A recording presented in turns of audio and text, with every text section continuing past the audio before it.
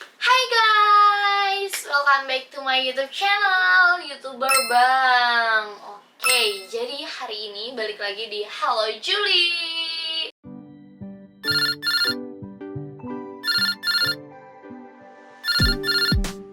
Halo. Nah, hari ini itu kita pengen bahas yang serem-serem. Jadi ada cerita dari suatu narasumber. Narasumber ini adalah orang jauh. Orang jauh, kayaknya semua narasumber aku orang jauh.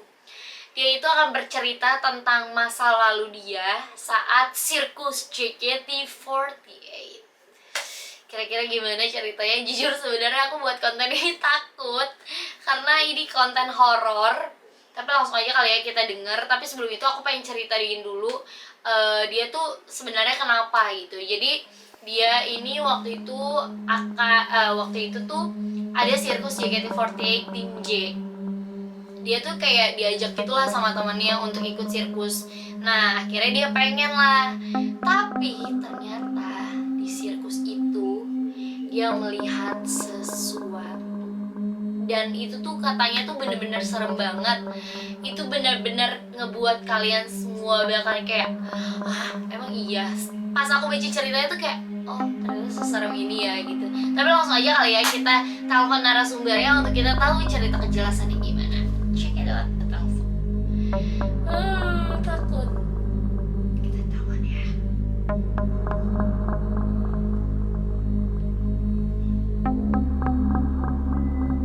Halo, selamat malam.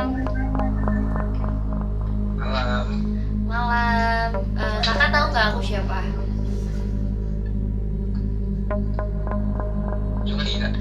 Oh iya benar banget. Ini kalau misalkan Julie boleh tahu, Julie lagi ngobrol sama kakak siapa sih?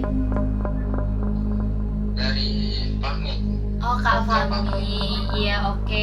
Jadi Kak Fahmi kan tadi kan aku udah cerita ya sama teman-teman yang ada di rumah nih.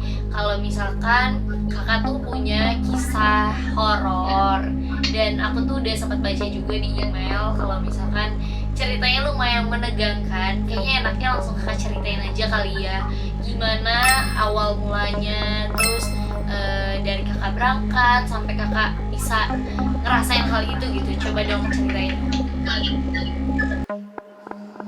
Jadi tuh awal berangkatnya kan aku dapat info dari ini Twitter JKT48-nya kan yang official. Iya. Tanya ada sirkus di Solo di tanggal 7 Juli itu. Aku ngabarin temen yang dia mau berangkat. Awalnya aku tuh nggak pengen berangkat, Jul. Oh nggak pengen berangkat. Tapi kenapa tuh? Karena ada ini kesibukan tersendiri aja gitu. Oke. Nah, nggak lama temen nyaranin buat ya udah berangkat aja, biarin dah bayar penginapannya setengah nggak apa-apa. Ya udah kan. Iya. Dan aku karena setengah oke lah. Nah kita berangkat dari Tangerang ke Solo itu sekitaran berapa jam gitu. Oh kakak orang Tangerang. Iya, Oh berarti naik kereta ya? naik bis kita dari Tangerang itu. Oh naik bis. Oke, lanjut. Sampai di Solonya tuh kita nyari penginapannya. Oke. Lumayan nggak jauh dari kota, tapi masih pinggir jalan penginapannya itu. Pokoknya masih normal-normal aja lah, nggak ada ini itulah sampai ke acara itu. Iya. Oke. Pokoknya acara itu masih seru-seruan banget. Nah, mulai ke inti ceritanya aja kali ya Julia biar lebih cepat. Iya benar nggak apa-apa kak. Sekitaran jam malam tuh jam 1 kurang itu aku ngedenger suara gamelan. Oh Lagi tiduran tuh ya. ini tuh berarti setelah kakak udah abis sirkus gitu ya? Atau Iya. sebelum sirkus? Habis sirkus. Oh abis sirkus. Habis sirkus. Kakak dengar suara gamelannya tuh di mana? Itu masih di daerah kamar. Oh di hotel, di Jadi kita hotelnya. ya. Oke. Nah kita di kamar itu awalnya masih aku dulu yang dengar suara itu. Yang temanku bertiga itu masih pada ngobrol, cuman masih sibuk sama mereka cerita-cerita soal sirkus itu. Gesrek ya, lagi gesrek gitu ya. Iya, ya lagi gesrek. Oke. Terus nggak lama itu sempat hilang suaranya sebentar, nggak lama muncul lagi, cuma lebih kenceng suaranya itu lebih kenceng. Kita berempat tuh benar-benar ngedenger suara itu. Karena aku penasaran kan, aku coba ngecek ke belakang. Nah di belakang itu kan kayak taman, nah di tengah-tengahnya itu ada kolam renang gitu. Aku ngecek keluar, itu lumayan sepi sih, sepi banget. Tempatnya itu sepi. Jadi pas udah keluar dari kamar itu nggak ada suara apa-apa, jadi sepi, sunyi lah. Nah nggak lama aku masukkan ke dalam, baru berapa langkah jalan itu dari dalam ada yang ngomong, temen, ada yang nimpuk dari kaca. Nah penasaran kan, Merinding. terus nah aku ngecek ke kaca itu nggak ada benda atau barang yang dilempar, jadi cuma kayak bentuk suara aja. Nah udah ngecek, ternyata udah nggak ada suaranya. Nggak lama itu benar-benar yang kedua, lemparan kedua itu lemparnya ke tembok suaranya, tapi bunyinya kencang. Lempar ke tembok tapi suara kencang. Suaranya kencang banget. Terus aku nyoba ngecek lagi ke kaca itu, jendela, ternyata nggak ada apa-apa, benar-benar nggak ada apa-apa, nggak ada barang, nggak ada benda apapun gitu yang dilempar. Cuman nggak lama habis itu ngomong ke temen, udahlah kita nongkrong di belakang aja, nggak bener nih situasinya udah kayak gini nih. Dan semalaman itu dari sekitaran jam berapa ya, jam 2 kurang sampai setengah 6 pagi itu kita cuma di belakang penginapan itu aja, di halaman itu. Karena takut ya, kayak udah nggak ada yang beres gitu ya dari kamar itu ya. Iya, semenjak suara itu udah mulai ngerasa nggak beres aja suaranya. Suaranya udah nggak beres, tempatnya juga udah mulai, hawanya udah nggak enak. Dan ya udah, kita ke situ aja kan. Terus kalau misalkan aku tanya tuh, kakak tuh pernah ngerasain ini gak sih sebelumnya, kayak cerita-cerita horor yang lainnya selain di hotel ini, atau emang baru pertama kali di hotel ini gitu kakak ngerasain kayak gituan? Kalau ngerasain sih lebih enggak, cuma ngeliat pernah. Wow, ngeliat apa tuh? Pocong. Lihat pocong itu di kampung gitulah, di halaman kampung di belakang rumah. Kak, by the way kan aku kan tipe anak yang benar-benar kayak nggak bisa ngeliat dan kayak nggak pernah ngerasain hal-hal kayak gitu. Maksudnya aku pernah sih sempat dulu ngerasain waktu abis pulang dari kegiatan JKT48 gitu kan. Nah waktu itu aku pernah kayak ngerasain yang aneh-aneh gitu, tapi aku belum pernah ngeliat. Nah aku pengen nanya nih sama kakak kan pernah ngeliat gitu kan, yang ada yang pas kakak lihat tuh gimana sih perasaan kakak gitu? Awalnya sih ngeri merinding gitu, cuman karena emang nggak pernah ngerasain atau ngeliat, jadi ya biasa aja. Cuma biasa aja. Itu tuh pocongnya bener-bener lompat-lompat atau enggak? Diam tapi ngintip. Itu tuh Gitu. itu tapi dari wajahnya gitu-gitu kayak ada yang aneh atau ya kayak manusia biasa aja gitu yang ke kalian? Jadi pas ngeliat itu kayak apa ya, dibilang hampir mirip kayak karung yang ditumpuk. Jadi kirain itu karung kan, nggak taunya bukan.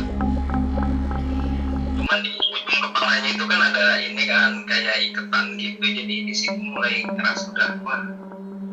Iya. Kayak udah ngerasa nggak beres lah ya. Ya. Kalau aku boleh tahu kakak ikut sirkus tuh udah berapa kali sih? Sirkus JKT? Sirkus itu baru ini, waktu pas ke Solo itu. Oh, waktu ke Solo. Dan itu pertama kalinya kakak ngerasain di hotel juga ya, ada kayak gitu-gituan ya. Ya, Serem banget ya. Aku tuh sebenarnya punya cerita juga sih. Jadi waktu aku dulu sirkus, ceritaku tuh bener-bener yang kayak gimana ya. Kakak bayangin kayak kamar itu tuh bener-bener horor banget kak, sehoror itu, yang kayak aku tidur aja sampai aku pepet-pepetin tempat tidurnya karena emang saking seremnya. Bahkan ada kisah kalau misalkan itu termos air panas itu tuh meledak, terus abis itu tuh kayak orang itu tuh nunjuk ke arah termos gitu, terus abis itu termosnya meledak, nunjuknya tuh bener-bener gini guys, kayak gitu. Terus kayak aku tuh kayak shock gitu kan pas denger cerita itu, karena itu yang ngalamin juga bukan aku, itu yang ngalamin juga kan ada senior aku gitu kan, senior aku waktu JKT gitu deh. Terus kayak Kak Fami udah biasa aja lah ya berarti kalau misalkan ngeliat atau ngerasain hal-hal kayak gitu lah ya. iya, udah nggak kaget aja ngeliat gitu. Udah nggak kaget. Emang kakak kalau misalkan sering ngerasa kayak gitu tuh biasanya hal apa yang bener-bener ngebuat kakak untuk jadi lupa? Kadang aku kan kalau kayak gitu tuh kayak lupanya tuh jadi lama gitu loh, jadi kayak kebawa ke mimpi berapa kali gitu-gitu. Itu Kalau sih. buat Terus kayak ada lagi gak sih cerita-cerita kakak yang pengen kakak ceritain gitu, terus atau kayak mungkin masukan dari kakak kalau misalkan ngalamin hal-hal kayak gitu tuh kayak gimana sih gitu, cara kakak untuk ya udah biasa aja guys, maksudnya jangan terlalu dia bawa pusing gitu-gitu atau gimana? kalau aku pribadi sih ya, Heeh. anggap aja kejadian itu tuh nggak pernah terjadi aja gitu. Oke. Selalu nganggep kejadian kayak gitu udahlah paling halusinasi aja karena capek, Iya, udah gitu aja. iya benar sih. Tapi kan kadang aku tuh tipe orang kalau misalkan udah denger kayak gitu tuh kayak jadi susah untuk tidur gitu loh kak, jadi kayak kebayang. Ya emang sebenarnya nggak harus dipikirin sih ya, kayak ya emang orang tuh beda-beda nggak sih, kayak ngerasa kayak gitu ya tuh beda-beda gitu. Ya pasti beda-beda. Oke deh Kak Fami, kira-kira Kak Fami pengen ngasih pesan apa nggak kayak ke orang-orang, kayak apa gitu, pesan apa yang pengen kakak sampein? Kalau dari aku sih ya, pokoknya setiap kita datang ke tempat-tempat yang atau daerah yang kita nggak tahu, mendingan ngejaga attitude aja sih sebenarnya. Oke, ya benar sih, Itu aja sih. benar guys, ngejaga attitude lah ya, itu yang utama lah ya. Ya, attitude dan jangan lupa berdoanya aja. Benar guys, karena berdoa itu nomor satu. Oke deh Kak Fami, makasih banyak ya untuk partisipasinya, makasih udah pengen cerita sama kita semua. Semoga kita bisa bertemu di cerita-cerita yang lain ya. Terima kasih Kak Fami. Sama-sama. Makasih, bye-bye. Bye. Bye, thank you Kak Fami.